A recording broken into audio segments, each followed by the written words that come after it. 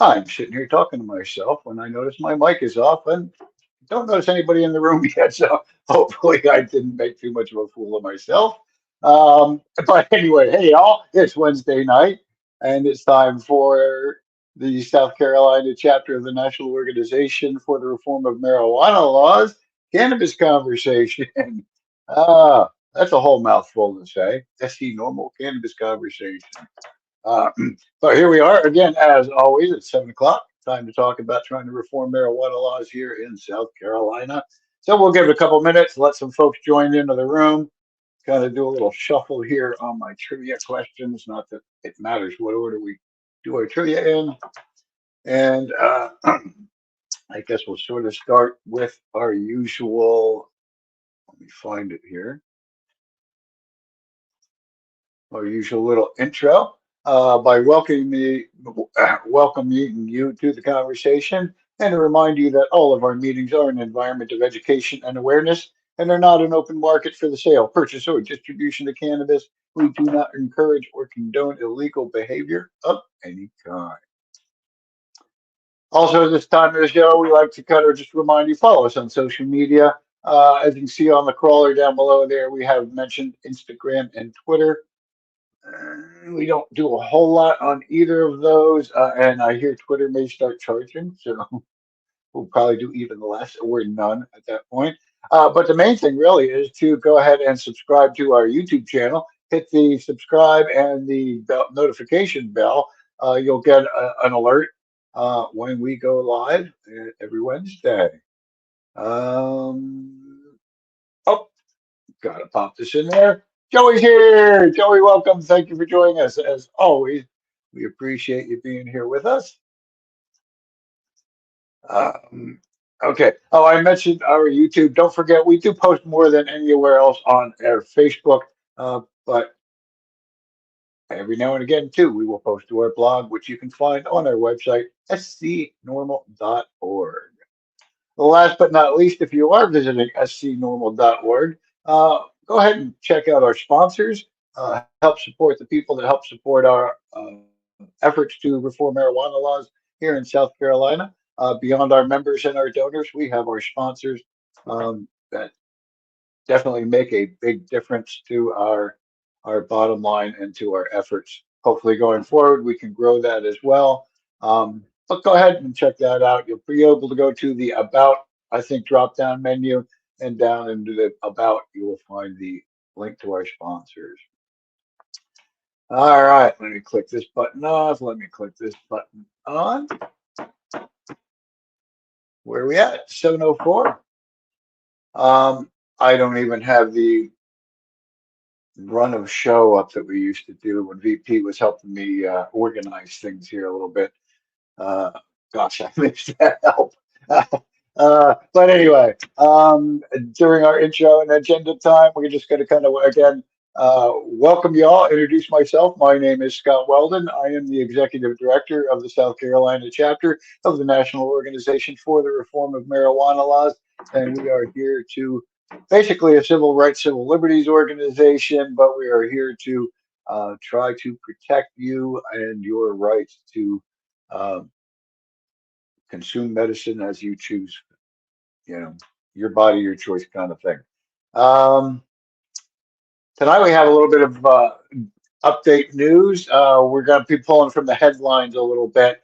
Uh, and a main thing we're going to talk about is the Safe Banking Act, which you hear me talk about all the time, is now been renamed the Safer Banking Act.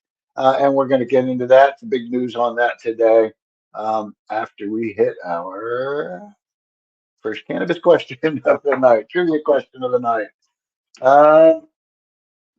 Things are falling over on my desk here. Bear with me 1 second. Uh, where are we going to start? Where are we going to start? I'm going to start with a hard one. It's a 50-point question. It's a law category. Law category, 50-point question. Again, these are from the Stooner Trivia game. I don't have a copyright, so offhand, some of these might be a little bit older, and I'll leave it up to them to have made accurate answers on these because I don't know all of them, obviously. Okay, law category 50 plus points if you're keeping score. What California state proposition legalized medicinal marijuana use? Was it Proposition 215, Proposition 40, or Proposition 420?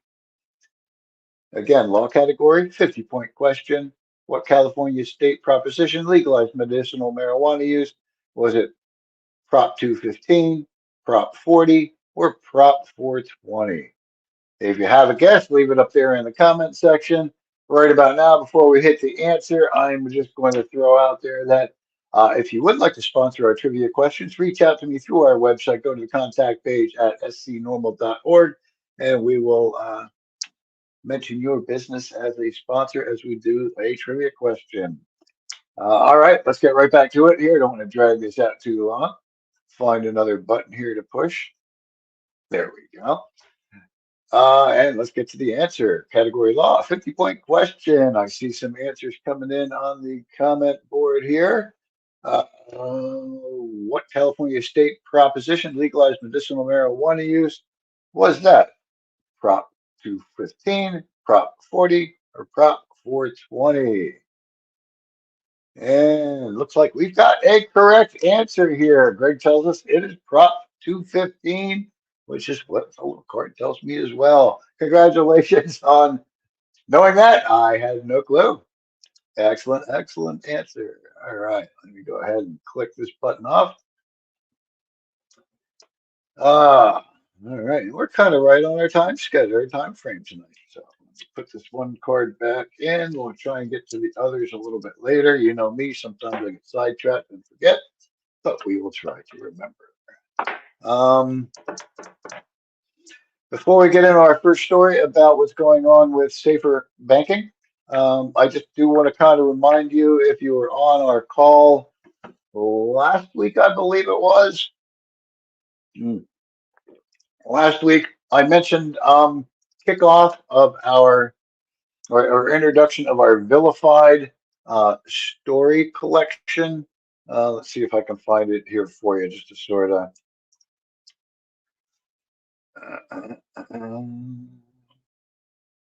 Oh, don't even have it on the blog. Ooh. Well, if I don't have it on the blog yet, that means I do not have it live on our website.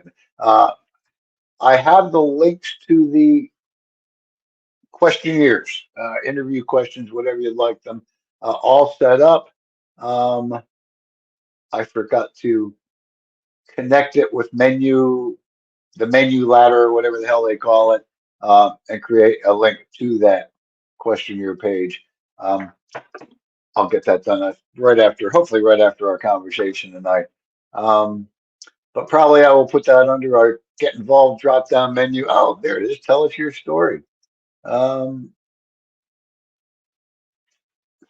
Yeah, there it is. I guess I did do that already. I sometimes forget what I'm doing uh, between work and real life and telling this stuff. So anyway, let me go ahead back here. Go to our website, scnormal.org, and that will take you to here. You'll see our blog story kind of up at the top. You'll see some information down below about donate and stuff in our shop. Let's roll back up there to the top. If you go over here to the get involved to drop down, you'll get a drop down, and the very bottom one is tell us your story. That will take you to our new page, tell us your story. Stories from the victim. It's basically our series Vilified, stories from victims of America's drug war. Tell us your story. It goes through a little bit about telling you what this is supposed to be about, trying to tell the story. The story of our citizens out here being vilified and demonized and criminalized and having these residual consequences like saddled on them. We started with two, and I don't know if you can see it on the screen here because it is kind of small text. Down at the bottom, you will see again, tell us your story in kind of larger print, and links to two different questionnaires. The first one is basically, I got four of them I'm supposed to get in here, and two of them are all I got done so far. First story, tell us your story about when an officer who claimed to smell cannabis and then none was found. So when you were stopped by an officer, they claimed to smell cannabis to be able to search your vehicle. Nothing was found. We want to know those stories. And if you were here with us a few weeks back, you'll understand that grouping of stories um, we're looking to collect and be able to support um, was Representative Dion Tedder, I guess still is currently Representative Dion Tedder's um, marijuana smell bill. Basically, a bill that we'd like to see move forward that says just the smell of cannabis is not reasonable suspicion or probable cause for a search, a seizure, an arrest on smell alone. And we know, at least from the documentation that I've read, even these smelling dogs, the cannabis dogs, are 80% of the time when they alert, nothing's found. I'm told by Representative Tender he believes that number is higher when it comes to just an officer claiming to smell. Um, and these kind of stories where maybe nothing, no one was ever charged or anything like that, but maybe they were stopped, they were detained, their civil rights were violated, and this officer claimed to smell marijuana so that they could initiate a search. Um, Many times they use that to initiate a fishing expedition. Um, and again, many times nothing's found. Nothing's found because they really didn't smell anything. Or at least that's my belief, is they're making up stories. You can't. Somebody made a good comment to me recently. Is you can't smell THC. You're smelling terpenes, and these terpenes are in many different things. Maybe lemon. What is it? Limonene.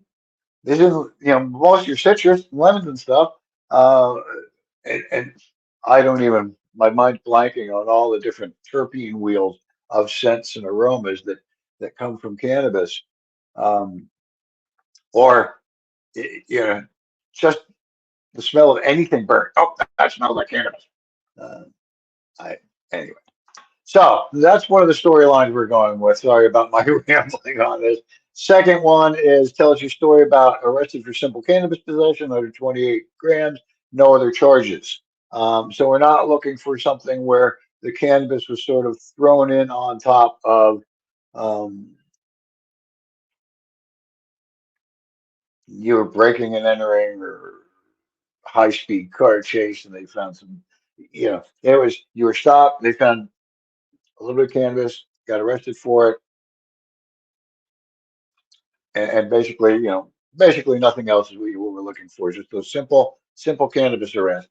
And again, I think that would go a long way because we know that there's at least, and I don't have it in front of me, three decrim bills in our legislature sponsored by a few different representatives or senators, um, and they're all kind of copy and paste of each other, but we'd like to see these refined down, especially in markup hearings and things like that, refined down, but be able to have stories to support. Um, where's my little card? Do I have one in front of me here? That's in this packet here. As I've been pushing, let me get this off the screen. One of our new taglines: "Nobody should be arrested for simple cannabis possession." I mean, be above and beyond working to reform marijuana laws. That is our focus at the moment. Nobody should be arrested for simple cannabis possession. Um, that is sort of defining where we're trying to move forward to at this moment here in South Carolina. Is nobody should be arrested for simple cannabis possession. Um, I saw Tom Davis post something again in the past day or two. Senator Tom Davis out of Beaufort County about his medical bill, and I think it had something to do with butting heads with SLED and Chief Mark Keel. Um, all I could really comment is nobody, nobody should be arrested for simple cannabis possession. Not just people that need it for medicinal reasons only, or at least prescribed reasons. There's a lot of people that, and my feeling on it. All use is medicinal.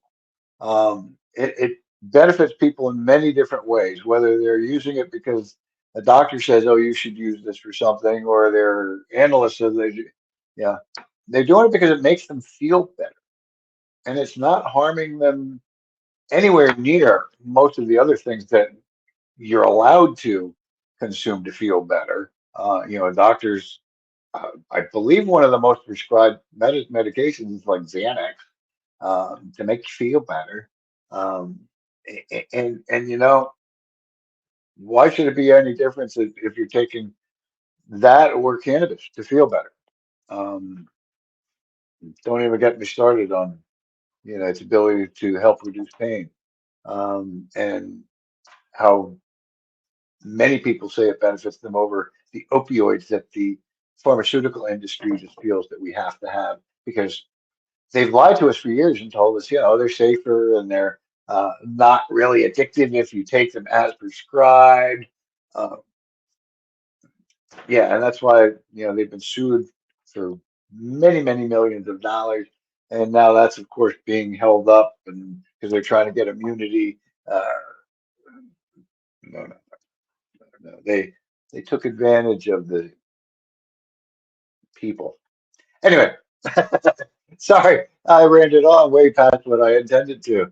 Let me go ahead and bring this up here. Let's get talking about the Safer Banking Act. Um, I'm going here first because this is the one my wife shared with me first when I heard about it. I knew it was happening today, but I wasn't following it. I believe there's actually a hearing that you can watch, video you can watch. Um, Safer Banking Act approved by Senate committee. This comes out of the Green Market Report, cultivating the industry's financial news into one source. Um, and this is by their authored by John Schroyer. So, a revamped version of the Safe Banking Act, now known as the Safer Banking Act, sailed out of the Senate committee on Wednesday with a 14-9 vote. It is now headed to the full Senate floor, where Majority Leader Chuck Schumer has pledged to schedule a vote very soon in front of the full chamber.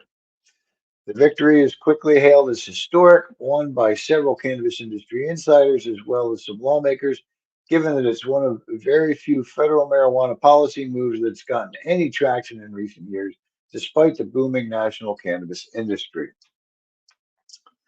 If SAFER becomes law, it could not only throw open the U.S. banking system to marijuana businesses, but it could also give more protections to workers and ancillary businesses, allow cannabis retailers to accept credit cards, make it easier for marijuana industry insiders to obtain mortgages and other standard financial services, and have even further ripple effects, experts said. It's been a long, long journey, said Senator Jeff Merkley of Oregon, after the Senate Committee on Banking, Housing, and Urban Affairs gave the bill the green light. So that was the committee that was in. It was the Senate Committee on Banking, Housing, and Urban Affairs. Uh, got the vote, historic vote. Um, where was the other one that I wanted to sort of reference here? May have been NORML's. Um, yeah, although members of the House have passed an earlier version of the legislation, the Safe Banking Act, on 7 prior occasions. Now that's the full House, not just committees. The full House has passed earlier versions of this legislation 7 prior occasions. Today's vote marks the first time that the Senate members have voted in favor of the measure. NORML's political director Morgan Fox praised the committee vote with a quote, "This bipartisan legislation represents an improving version of the Safe Banking Act. It allows state licensed cannabis businesses to more easily access financial services, such as opening a simple bank account. And it provides entrepreneurs with great access to lending and other services that are available to other legal businesses." So, I mean, that is actually big news. This is going to be going to the full Senate floor. Um, again, as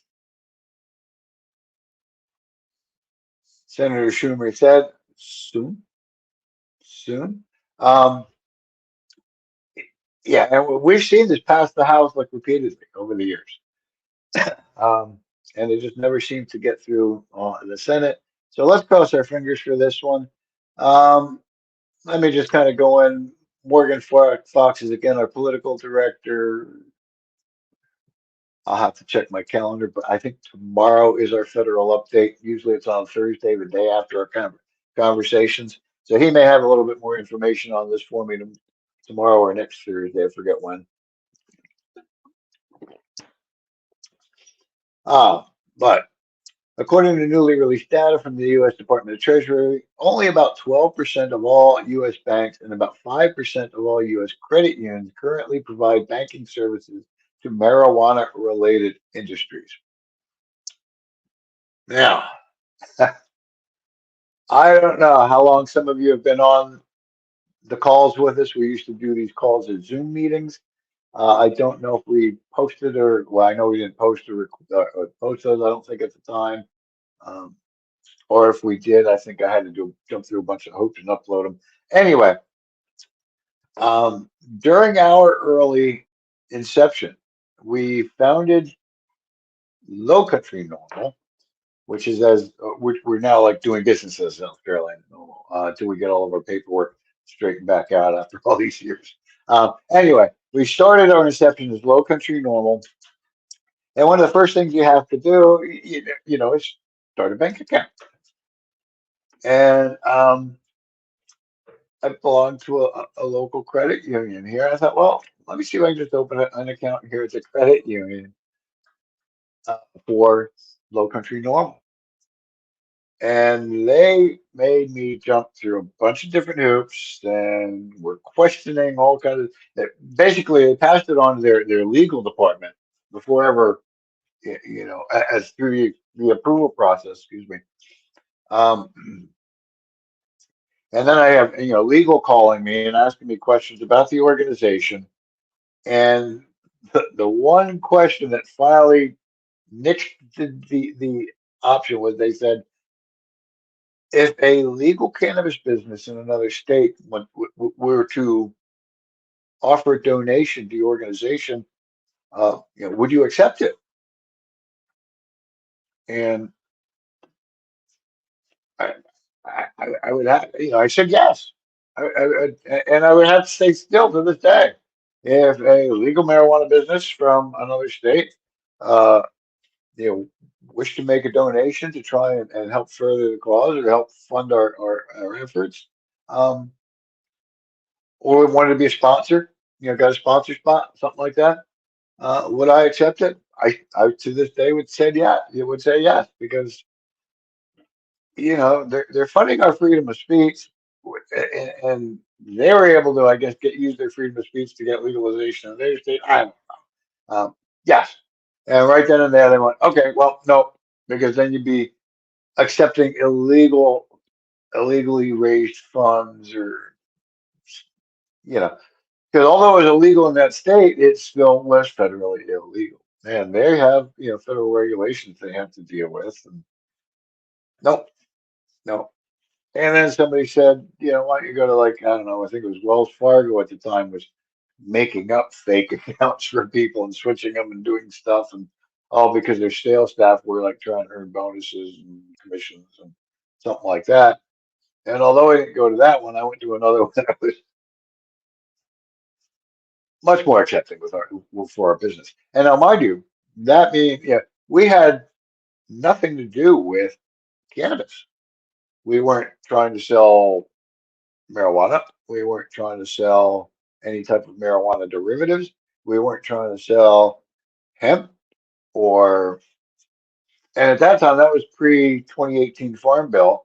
But yeah, we weren't trying to sell any hemp or CBD, which I believe the South Carolina CBD law had passed already by 2017 when we were first starting. I think that passed in 2016, if I remember correctly.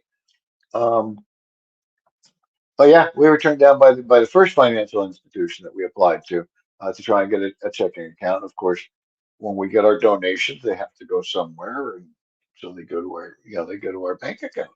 Um, so that's why they have been making organizations legal in their state, cannabis organizations, entrepreneurs uh, do like cash business. And uh, one of the stories I was reading actually sort of relates to that. Let me kind of click back. Uh, I think it was that safer banking. No, I'm sorry. I want to say maybe it was in the marijuana moment one. Um,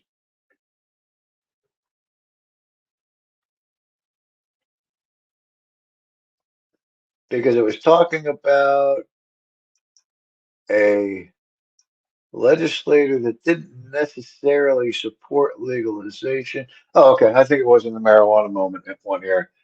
Um, Senator Steve Daines is a Republican out of Montana and the lead GOP sponsor of the Safer Banking Act, emphasized that he does not view the legislation as a step toward legalization, which he opposes. But the current all cash model of legal cannabis businesses makes, it says him, but makes them targets for theft, for tax, and for tax evasion and for organized crime. So, this all cash business creates a dangerous situation. Um, I've seen quite a few reports where people are strong arm robbing dispensaries because they know they've got cash, and then once they get cash, it's untraceable. The committee adopted an amendment from Brown making technical cleanup changes that are considered non-controversial. Uh, this particular one in marijuana moment goes into some amendments that the committee rejected, some that were introduced and withdrawn, and I think one that was ruled out of order because the filing didn't follow committee rules. Um, anyway, I don't know what else to say on the Safer Banking Act, except I'm glad it moved forward. And it's going to go to the House. And as always, don't forget to contact your legislators. Let me take us back over to NORML's national page. Take action. If you see up here at the top on, and my cursor's kind of up there, the take action drop down menu. And there, tell your senators, very top one under federal priorities, tell your senators to support the Safer Banking Act. My senator here is Nancy Mace. We talk about Nancy quite regularly here. I've already contacted her. I didn't have to. She probably already knows. But, it doesn't hurt to tell them again and again and again and again because I'm sick and tired of these legislators saying, well, we're not hearing that from our constituents. We're hearing they want to keep it illegal. We're here now. These are usually our state reps, not our federal. But even our federal, I believed, except for maybe Nancy and maybe Clyburn. I don't know. I believe the others would say, "Oh no, that's not what we're hearing." Although I believe most of them, you could have 20 cannabis supporters contact and say we support cannabis, and they'd have one contact and say, "Oh no, my child or something OD'd on marijuana. No, no, no, don't make it legal." Um, okay, I exaggerate maybe a little. Um, so, all right, your thoughts, comments, anything you want to drop in the comments about the Safer Banking Act? In the meantime, while you do that, I will go ahead and pull up our second cannabis question of the evening and turn off this share button.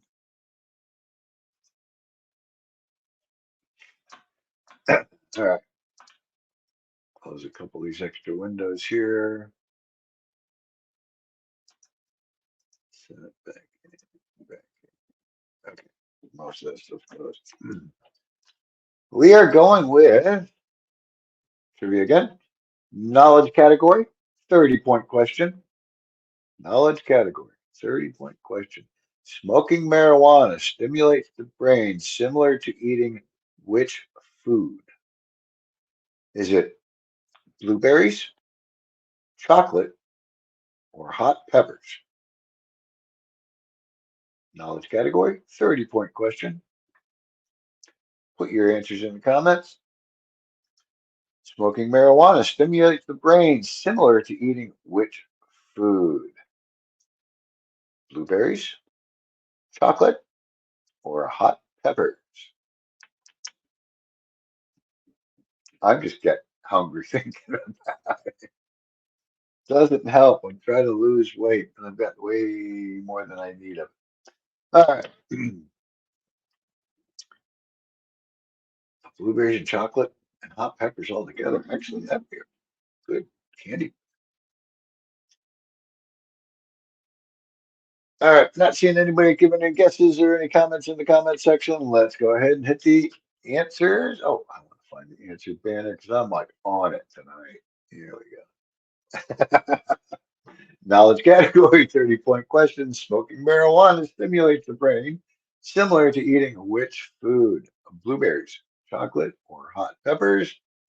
And the answer is chocolate. Now, I'm wondering how they sort of determined that. Like, and how does the brain react differently from chocolate to blueberries to hot peppers? All right, there you go. Now, I'm just asking questions here. All right, that was fun. That was fun. I am going to kind of pop up my other screen here. I was looking for some other stories to talk about tonight. Of course, the big one was the Marijuana Banking Act. Uh, I'm sorry, the Safer Banking Bill moving forward. And I wasn't seeing, oh, excuse me. The one I kind of giggled at here when I saw it is when actually it was before they announced um, the Safer Banking Act passing committee. Marijuana movement story: 22 state attorney generals, let me get that right. 22 state attorney generals call on Congress to pass marijuana banking bill that's headed to the Senate floor. Here's a trivia question. Do you think South Carolina was on that list of 22 attorney generals? Uh, I don't know if it actually gives me a list. Oh, actually, yes, on probably this 5-page document that's down here. Not going to read it. But no, I can pretty much guarantee you that State Attorney General Alan Wilson was not on the list calling for safe banking. Um, but yeah, that one made me kind of laugh. Uh, Other one I'm seeing a little bit of safety concerned about youth access to online marijuana dispensaries. Uh, oh, let me turn off this banner real quick, and then let me share that. Top of the list. Yep, Alan Wilson was at the top of that list, going, "Please pass this legislation." I can't laugh react to this stuff on here. I don't know. But yes, thank you for that giggle. Top of the list. Yeah. All right. New York issues 1,500 more marijuana business licenses. Medical marijuana bill in Wisconsin. No, what's the status? Let me go back a page to some of the top ones here.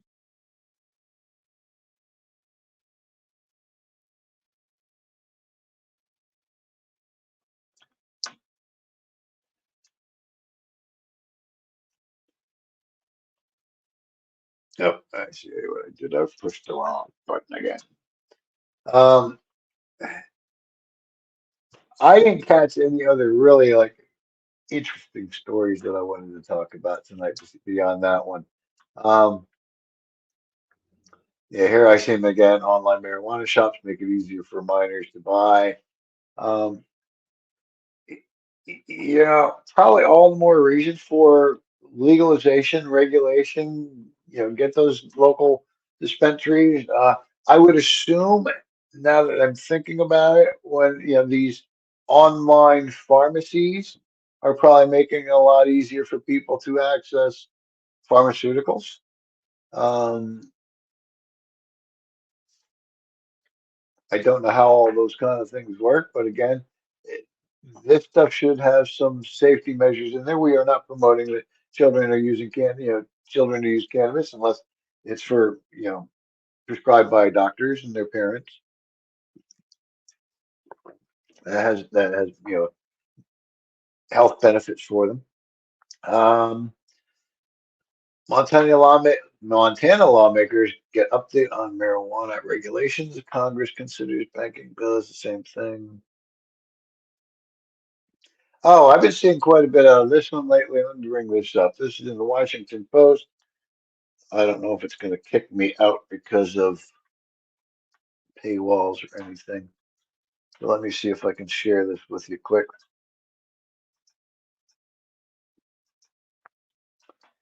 We've been seeing more and more of this, both and some of that federal level.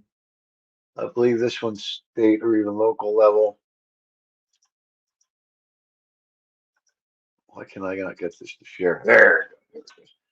Okay, this is an opinion editorial in the Washington Post.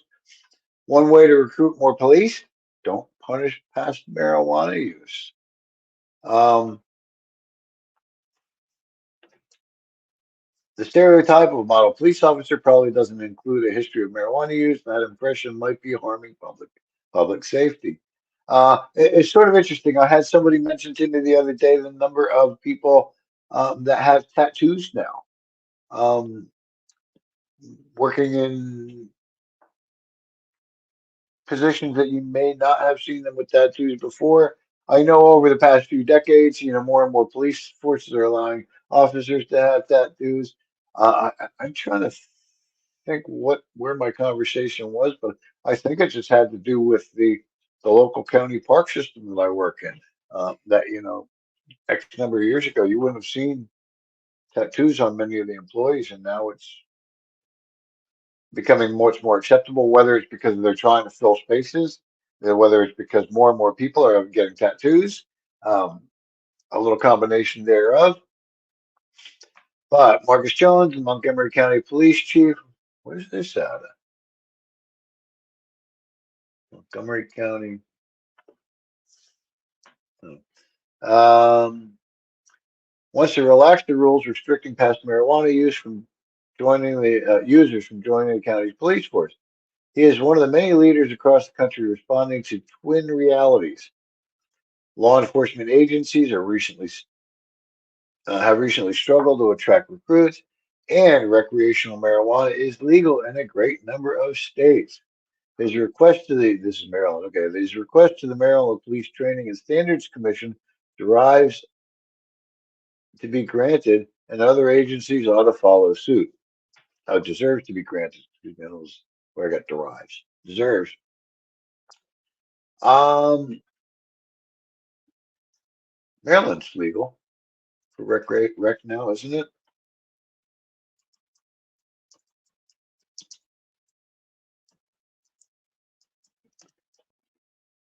Uh, Adult use cannabis fact in Maryland. So, yeah. I mean, now why can't their citizens be police officers then at that point? I mean, really, my biggest issue with police officers is that nobody should be arrested for simple cannabis possession. I'd have a lot less problem with law enforcement if they would sort of stop vilifying people for cannabis use. Anyway, a report from the Police Executive Research Forum on staffing shortages explains how departments are adapting to the challenges. Adjusting eligibility criteria is key. The idea, agencies have said, is to draw in the best candidates from a more diverse, less typical pool rather than settle for a lower quality version of the traditional officer. That's an interesting statement. Quote, a lower quality version of the traditional officer. Uh, I'll say it again. Interesting statement. In Montgomery County, this has already meant swapping out the physical fitness test known to stymie otherwise qualified female applicants for a medical exemption.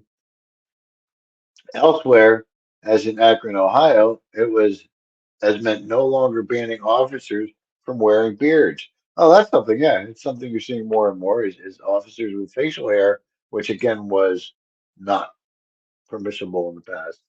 Um, it's elsewhere still, including Fairfax County, it's meant ditching the prohibition on past marijuana use.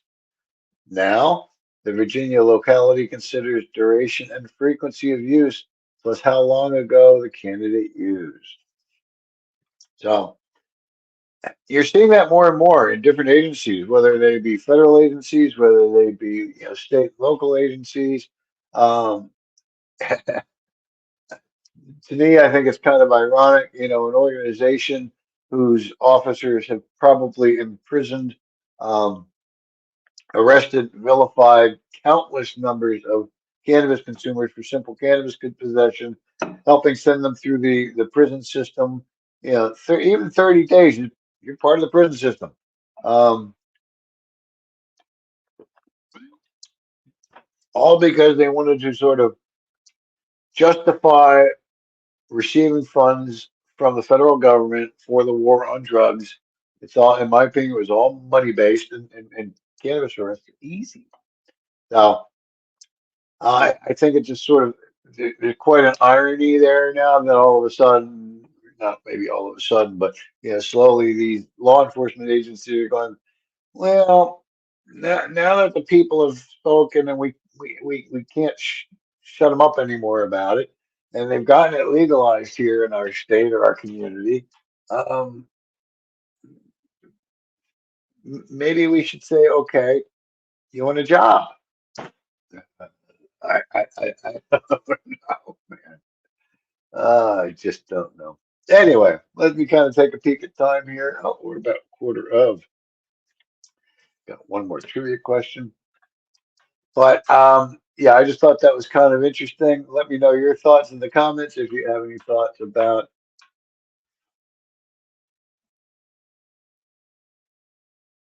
being a police officer and a cannabis consumer. Now, what I'm guessing here, I guess if it's legal in their community, I guess being a current consumer shouldn't be an issue then either. Um, uh, um, uh, but yeah, I find that kind of interesting. Oh, we locked you up for before, but now we're ready to give you a job because nobody wants to work with you. You lock so many people up for simple cannabis possession.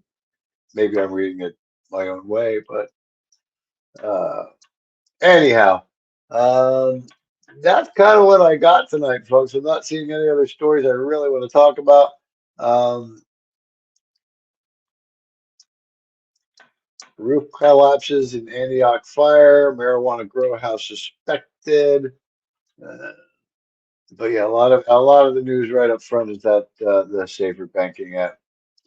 A study shows state study. Oh, this is out of Maine. Shows contaminants found in medical marijuana. 45% failed to adhere to adult use testing standards. I'll have to look at that one because that one sounds kind of interesting. I'll go read that a little bit later. Anyhow, um,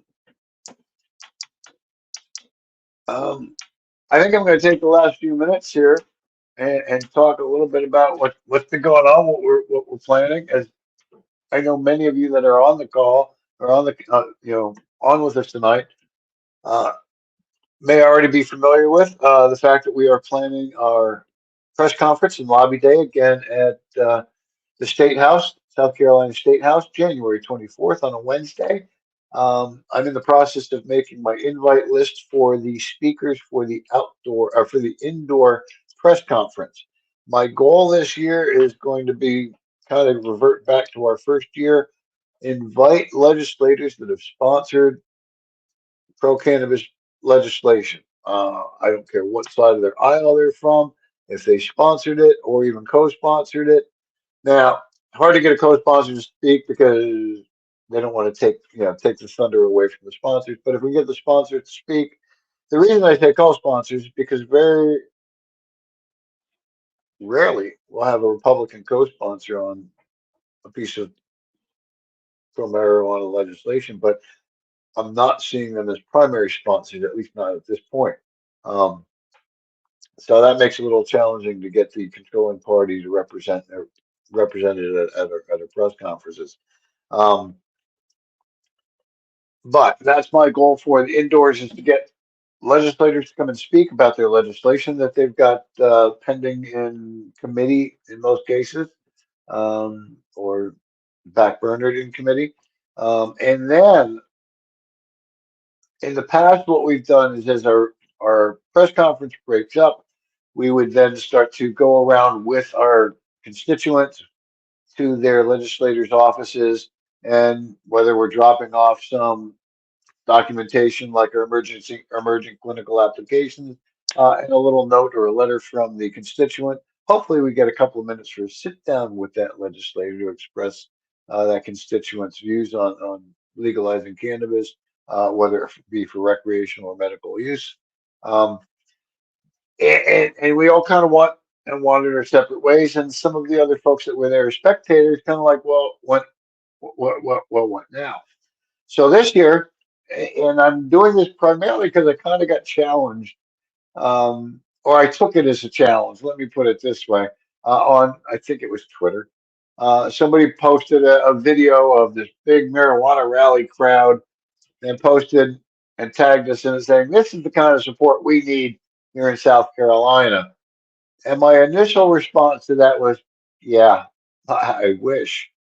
Um, but I thought about it a little bit. I'm like, "Yeah, let's do it. Let's see if we can make it happen." So this year we are following up our press conference with a rally on the front steps of the State House. We're going to try and get as many people to come out of the cannabis closet, people. Stop hiding from our government. Stop hiding from the truth. Support this plant that benefits so many people. Come out, be seen, be heard, and join the rally. January 24th. Rally will kick off about 10:30, 11 o'clock. And we will be looking for people to come out and tell their stories um, out there on the front steps of the State House. So mark those calendars. Send me an email, send me your comments on Facebook to kind of kick me in the butt to really get moving on this. Because I'm too good at putting stuff off till like the 12th of never. Um, but also share the word, spread the word, let people in your community know that we're going to have a rally on the State House in January, and that we want the legislators to hear our voices, and we want these voices to come out and be seen and be heard. I'm kind of looking over here in my corner, which reminds me, I also have, I'm holding up an empty envelope, our spread the word advocacy packs. They're out on our website. First one free. We just ask you that you pay shipping. I apologize right up front. The system forces us to kind of use priority mail on them, so I think almost $7 on shipping. But we'll save you the $5 on the pack. Go ahead and order it. We'll ship it on out to you. We'll have a little instruction sheet in there and what to do with it. It includes some of our brochures, one for yourself so that you have one of our NORML Foundation Freedom Cards in your wallet, which helps you invoke your rights under the Constitution if you're ever stopped by law enforcement. 5 more of those brochures to share with people that you think also need those same protections and knowledge of their civil rights and civil liberties. We've included in there a bunch of our little QR code cards that have the nobody should be arrested for a simple cannabis possession on them. We're going to ask you to take those out to local businesses and maybe put 5 by the register at 5 different businesses with permission. And then we're sending you a bunch of stickers. I think we're sending you about 4 dozen stickers. And those will kind of let you freestyle with those. Maybe give some to the same folks that you gave brochures to. maybe give a few of them to those stores that let you put stickers by the register, and maybe just do a little bit of guerrilla marketing and stick them where you think people will see them, and maybe respond to the fact that South Carolina NORML is working to help protect your rights to consume cannabis in South Carolina without being criminalized or vilified or demonized. Um, so that that next week, forget next week. Well, we're going to ask you to join us. Let me see and go find this fella's name. A young man, Brandon Trollinger, who's running for city council in North Charleston. Um, was actually looking forward, was looking to run for mayor and wanted to be like the youngest mayor of North Charleston. Excuse me. Um, but he has, thank you. He has refocused his what's the word I'm looking for? Political aspirations at the moment, and is going for city council in North Charleston. We're going to have him come on and talk about his thoughts on cannabis law reform.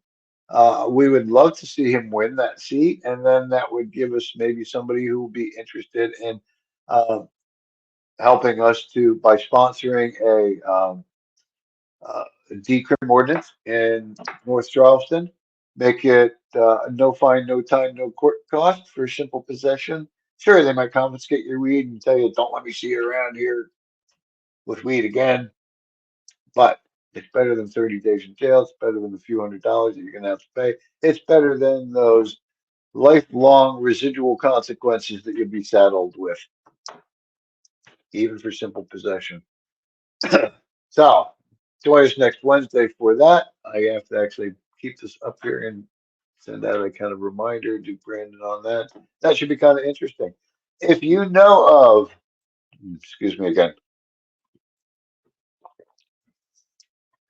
anybody in your local community that is running for city council, town council, and you believe that they could be an ally in the fight for decriminalization here in South Carolina, um, definitely let me know. Send me their contact info, send me their name. I'd be more than happy, whether they're a candidate now.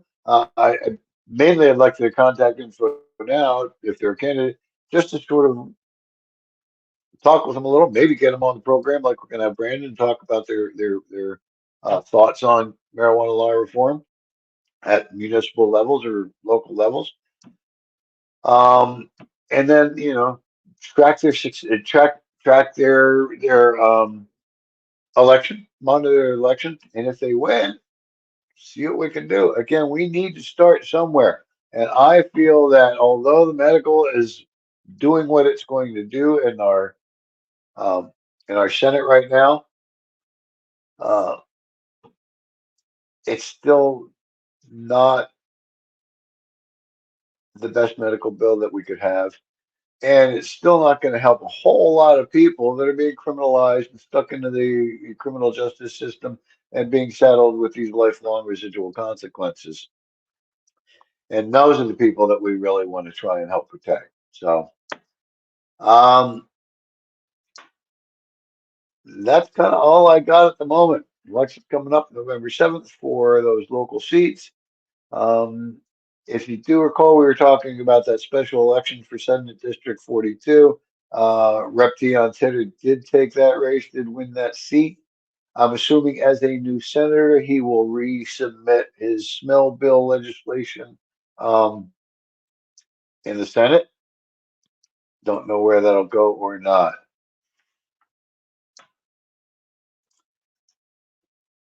Joey commented here in the comment section asking if we've heard from or talked to Senator Davis about the Compassionate Care Act. I have not talked to him directly about it, and like I said, I mentioned earlier, I did see him post something on Facebook. Um, Let me see if I can find it real quick. I think I follow two accounts from him, but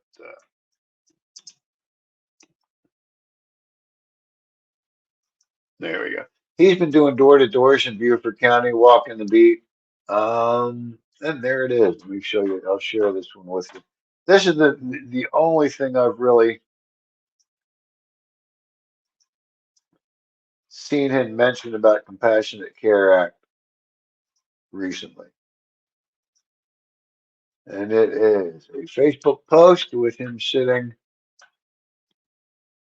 and Chief Markeel right behind him. And let me see if I can see this. I authored a 2014 law allowing doctors to authorize medical marijuana use by epilepsy patients. And I'm trying now to expand medical uses. SLED Chief Bart Thiel has opposed me, but in a way that has forced me my bill to become more precise. Principled opposition leads to better laws. Now that to me is probably a matter of opinion. I didn't really go in and look at the uh, comments on this particular thing. Principled opposition leads to better laws. I'm not sure Keel's opposition is principled. Um, the whole thing about no flower because his officers can't tell the difference. They can't tell if it's high THC, low THC, if it's hemp, if it's marijuana. Um, and although Senator Tom Davis has repeatedly said that he knows that smoking has greater efficacy for some patients, specifically, or I don't know, these aren't exact quote, but in particular, vets with PTSD or sufferers of PTSD. He's taken flour out of his bill to appease Chief Keel. That doesn't sound that principled to me. If he already knows that there's greater efficacy,